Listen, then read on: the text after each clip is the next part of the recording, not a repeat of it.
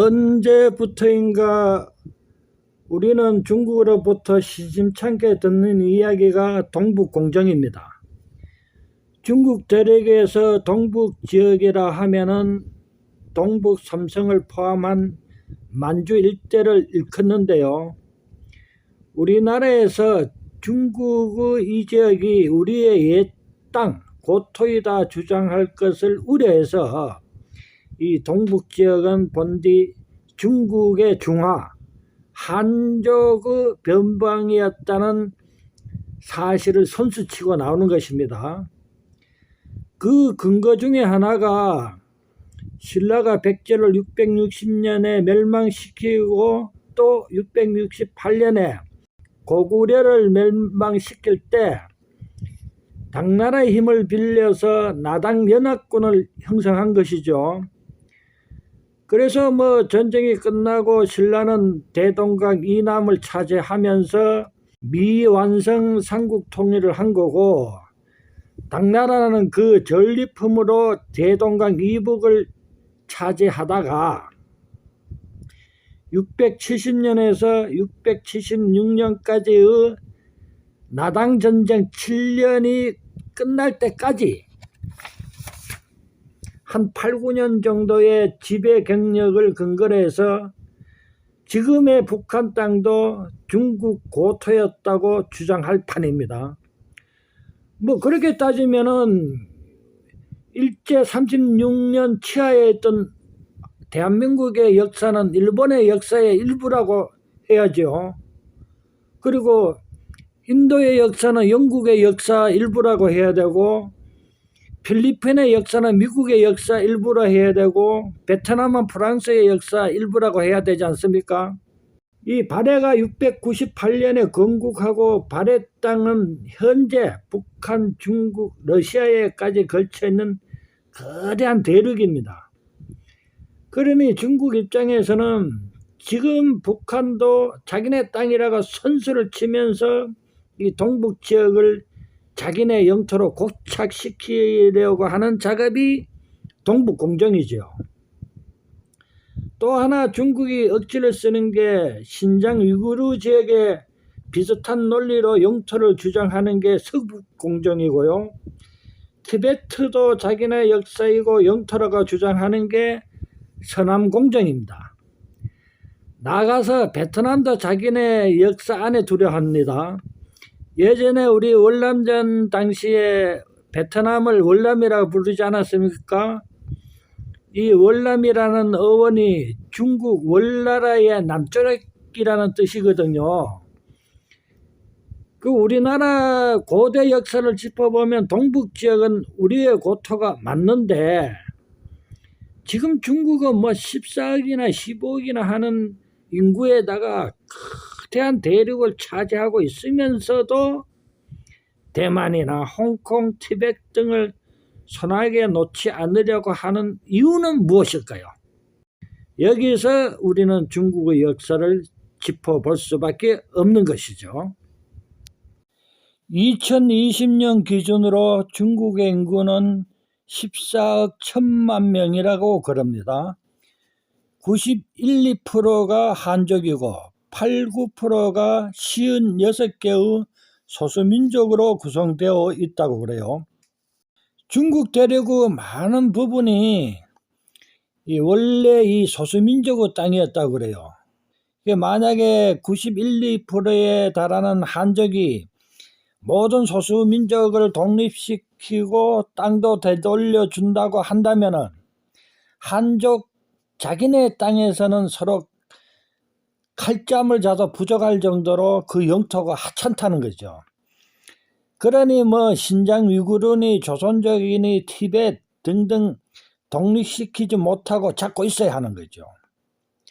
그러니 중국 한족의 절대절명의 생존의 문제로 이 땅덩어리를 잃거나 줄이지 않도록 몸부림치는 것이죠. 중국 전체의 역사를 본다면은 이 절대 다수의 한족이 중국 대륙에서 패권을 잡은 적은 불과 몇 번이 안 된다고 해요. 대다수는 자기네들이 오랭캐라고 하던 변방의 소수민족이 중국 대륙을 통치했다는 것이죠.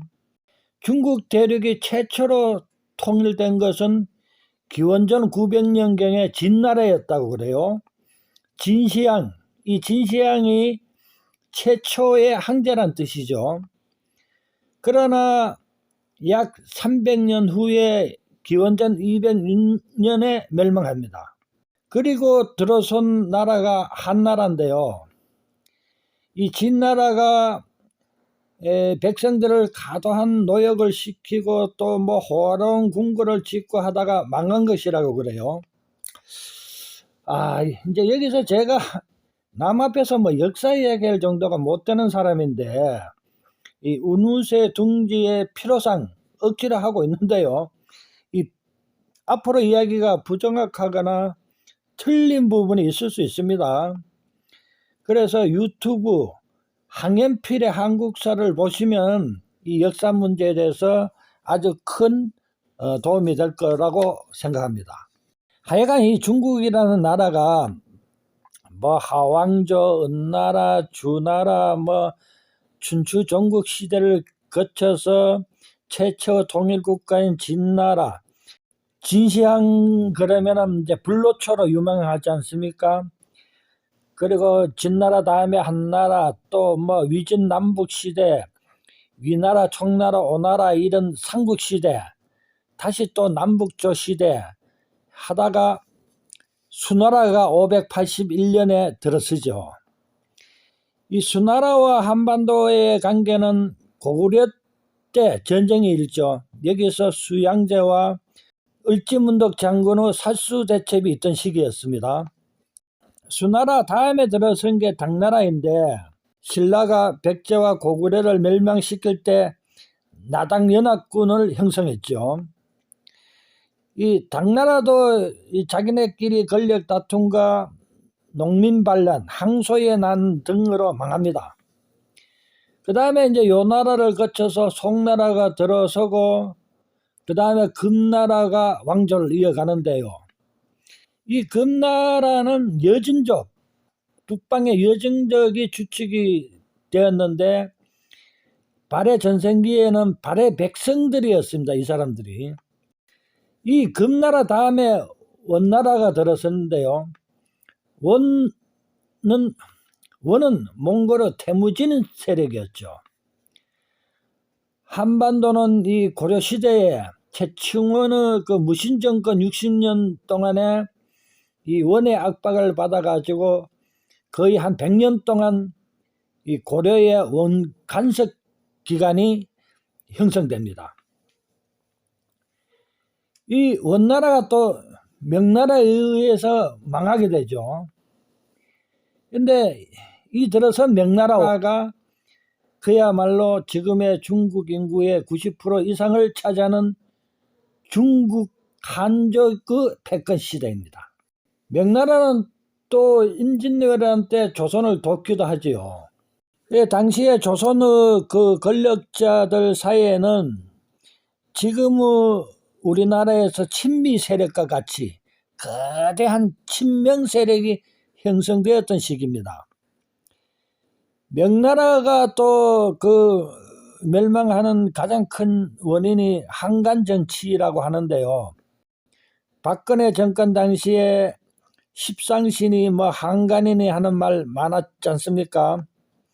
이 간신배가 나라를 망하게 하는 경우는 중국이나 한반도에서도 여러 사례가 있습니다. 지금 뭐 우리나라 경우를 보면은 문재인 정부에서는 그 박근혜 실패를 보고 탕평책을 쓴 것이죠. 그러다 보니 또 어떤 결과가 나옵니까? 결국은 정권조차도 어처구니 없이 뺏겨버린 경우가 된 것이죠. 명나라가 망하고 후금이 들어서는데 나중에 청나라가 되죠. 이 명나라가 망할 당시에 이 조선에는 거대하게 명을 섬기는 세력들이 있었는데요.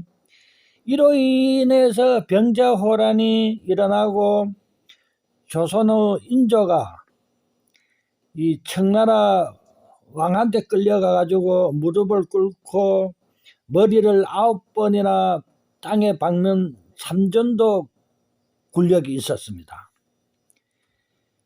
이 당시가 일본이나 중국은 개항식이었고 서구 세력들이 동아시아에 진출하던 때였습니다. 청나라는 영국과의 아편전쟁에도 지고 또 조선의 민비에게 엮여서 청일전쟁에서도 일본한테 지고 거기다가 간료들의 부패와 특히 서태후의 한락과 사치 등으로 망합니다. 그래서 청나라는 중국 역사상 마지막 왕조 국가가 되는 것이죠. 앞서 얘기했듯이 이 청나라가 여진족이죠. 고구려 때나 발해의 백성으로 넓게 보면 우리 민족의 본질에 있다고도 본답니다. 이 청나라가 망하고 1911년에 국민당 정부가 중국에 들어섭니다. 이제 여기는 이제 왕조가 망하고 공화제가 되는 시기였죠. 근데 이 국민당 정부는 군벌 정부였습니다. 군인들이 나라를 세운 것이죠. 반면에 또 이맘때 중국 공산당이 발족하여서 국민당 정부와 내전이 일어나는데 이것을 국공내전이라 하죠. 이 국공내전에서 국민당의 장개석은 전쟁에 지고 지금 대만으로 쫓겨가고 이 공산당의 모택동, 마쩌동이 1949년 중국의 초대 주석으로 해서 지금의 중화인민공화국을 선포하게 됩니다. 이 마오쩌둥은 6.25 때 자기 아들을 북한에 보내가지고 전쟁에 참여시키고 사망하기도 하죠. 이때 북한을 지원하여 우리는 일사후퇴를 맞게 되는 거죠. 그러다 중국은 등소평, 덩샤오핑이 들어서면서 기획 개방을 하여 시장경제를 받아들이고 자본주의 경제체제로 바뀌면서 지금은 세계 양대 경제 군사 대국이 된 거죠.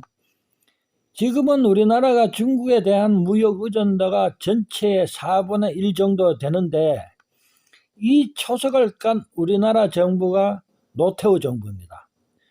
노태우는 이른바 북방정책으로 중국은 물론 소련과 동국권 공산국가에까지 진출하여서 미국, 일본 일편적인 무역관계를 드넓힌 공이 있죠.